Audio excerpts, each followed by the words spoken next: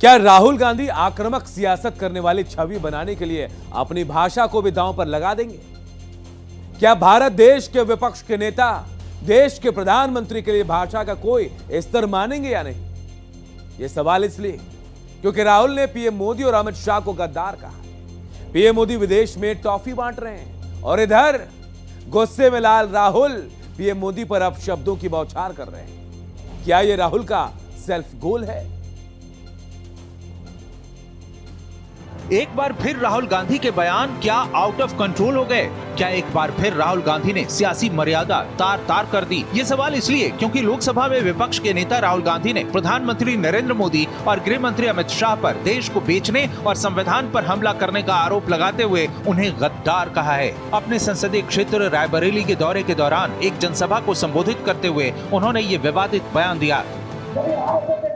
आपके सामने आएंगे, नरेंद्र मोदी की बात करेंगे, अमित शाह की बात करेंगे, उनसे आप सामने उनको कहो कि आपका प्रधानमंत्री गद्दार है, आपका होम मिनिस्टर गद्दार है, आपका संगठन गद्दार है, आपने हिंदुस्तान को बेचने का काम किया है, आपने हमारे संगठन, आपने हमारे संविधान पर आक्रमण किया है। सवाल है एकाएक राहुल गांधी कैसे इस तरह का बयान दे सकते हैं?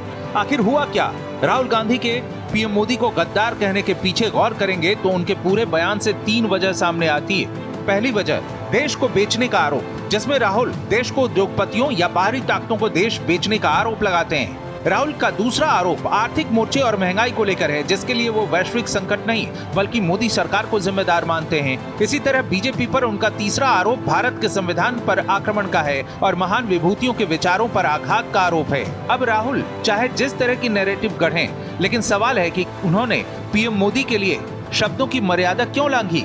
इसे लेकर बीजेपी आक्रामक है। उत्तर प्रदेश के सीएम योगी आदित्यनाथ ने सोशल मीडिया पर लिखा है, विभाजनकारी और तुष्टीकरण की राजनीति की जननी कांग्रेस के युवराज की अमर्यादित टिप्पणी उनकी नकारात्मक राजनीति, असंयमित सोच और लोकतांत्रिक मूल्यों के प्रति उनके अनादर को प्रदर्शित करती है। आदरणीय प्रधानमंत्री नरेंद्र मोदी जी, माननीय केंद्रीय गृह एवं सहकारिता मंत्री अमित शाह जी एवं राष्ट्रीय स्वयंसेवक संघ के प्रति उनकी घोर निंदनीय टिप्पणी 145 करोड़ देशवासियों के जनादेश, विश्वास और लोकतांत्रिक संस्कारों का भी अपमान है। कांग्रेस के युवराज को अपने आपत्तिजनक, असंसदीय और कुंठाजनित वक्तव्य के लिए पूरे देश से सार्वजनिक रूप से क्षमा मांगनी चाहिए। राहुल गांधी जी का आज का बयान बहुत ही दुर्भाग्यपूर्ण है और कहीं न कहीं उनकी अराजकतावादी मानसिकता को दिखाता है। मैं मानता हूं कि भारतीय राजनीति में जहां सुचिता, सामाजिकता और कहीं न कहीं एक दूसरे को सम्मान देने की प्रक्रिया है, उसमें उनका यह बयान बहुत ही दुर्भाग्यपूर्ण है। मैं मानता हूं कि लगातार हो रही हार, निराशा कहीं न कहीं उनके स्वभाव और उनके चरित्र में दिख रहा है। आज हम करप्शन पे जीरो टॉलरेंस की नीति पर काम करते हैं।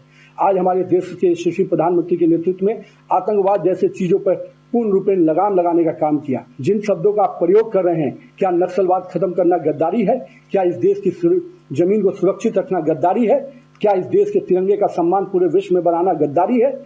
देखिए, राहुल गांधी फ्रस्ट्रेशन में, सत्ता का फ्रस्ट्रेशन है, सत्ता ना मिलने के कारण फ्रस्ट्रेशन है।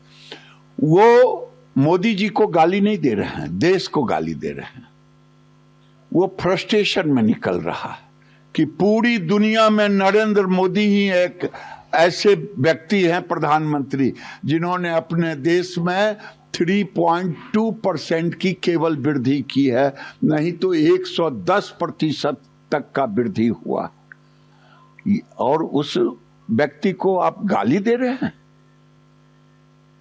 मुझे तो यही लगता है, अगर वो 5 दिन के दौरे पर 5 देश गए हैं भारत को मजबूत करने के लिए। अब बीजेपी का आरोप है कि राहुल गांधी का रिमोट कंट्रोल देश विरोधी ताकतों या विदेशी एजेंडे के हाथ में है। पीएम मोदी पर विपक्ष ने जब भी अपशब्दों के बाण छोड़े हैं, उसे घाटा ही हुआ है। ऐसे में सवाल है, क्या ये राहुल का ताजा सेल्फ गोल है? Bureau report, Bharat express.